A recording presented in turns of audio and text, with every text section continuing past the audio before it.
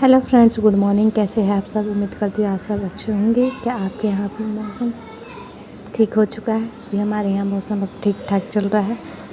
आज जिन भी फ्रेंड्स का 7 अगस्त को बिहार पुलिस का पेपर है, उनको ऑल द बेस्ट। आपका पेपर, आपका बहुत बहुत शुभकामनाएं, आपका पेपर अच्छा जाए। और जिनके आगे आने वाली शिफ्ट में पेपर है, उनको भी बेस्ट ऑफ लक। आपका भी पेपर बहुत अच्छा जाए जी। ये है शाम का क्लिप जो मैं आपको एनसीईआरटी टॉपिक्स देती हूँ, वो मैं रात को कंप्लीट करती हूँ, इसलिए आपके पास कोई टाइम टेबल नहीं जाता। अगर आपको रात का टाइम टेबल चाहिए तो बताइएगा, मैं उस पर टाइम टेबल भी दे दिया करूँगी।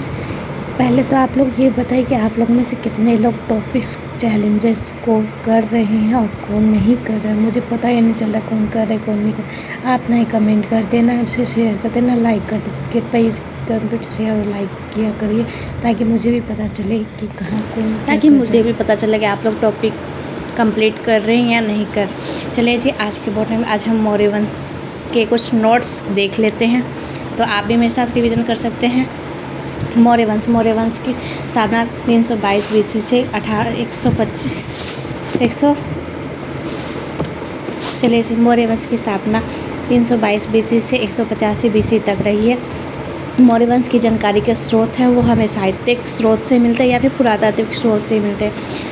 ये दो प्रकार के मिलते हैं, साहित्यिक या पुरातात्विक। साहित्यिक स्रोत हम कहाँ से देखते हैं तो अर्थशास्त्र से देख सकते हैं, इंडिका से देख सकते हैं, पुराण से, मुद्रा राक्षस से, बौद्ध जैन ग्रंथ से देख सकते हैं। और पुरातात्विक तत्व हम कहाँ से देख सकते हैं तो अशोक के अभिलेख से देख सकते हैं, जहाँ भवन, गुफा, मृत भांड आदि जूनागढ़ अभिलेख से भी हम देख सकते हैं। तो इसकी स्थापना नंदवंश के अंतिम शासक घनानंद ने की थी। जो मौर्य वंश की स्थापना की थी, नंदवंश के अंतिम शासक घनानंद ने की थी, जो कि चंद्रगुप्त मौर्य ने मौर्य वंश की स्थापना की थी।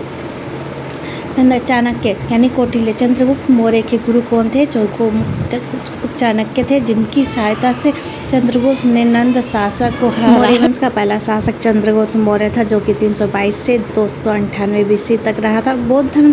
बौद्ध और जैन ग्रंथ में चंद्रगुप्त को क्षत्रिय कहा गया था, लेकिन जबकि मुद्रा राक्षस में, पुराणों से आदि में उन्हें शूद्र कहा गया था। जस्टिक यानी सेंट्रोकोटस, एप्लियंस, लुटोप्लॉन, एंड्रोकोटस, जिसे चंद्रगुप्त मौर्य के रूप में पहचान विलियम जेम्स ने दी थी। दूसरा शासक वो बिंदुसार था, जो कि 298 से 273 BC तक आजीवक रहा था, जो कि अमित्रघात जो शत्रु विनाशक था। जैन ग्रंथों में सिद्धासेन कहा गया था। तक्षशिला में देव विद्रोह हुए थे, पहला सुसेन तथा बाद में अशोक को भेजा गया था। सरिया शासक एडिकोटस ने बिंदुसार ने 3 चीज़ दी थी, पहला सूखा अंजीर, दूसरा अंगूरी शराब और तीसरा दार्शनिक यानी तीसरा शासक वो अशोक था, जो कि 269 BC से 232 BC तक रहा। 269 में राजा बना और पहले वह अवंती का राज्यपाल था।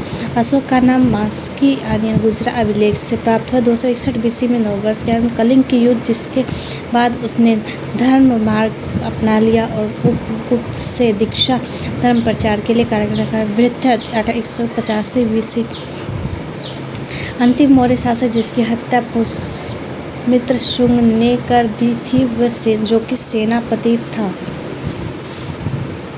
बाकी जो है मौर्य वंश के प्रशासन और मौर्य वंश के कला और साहित्य के बारे में हम कल के वीडियो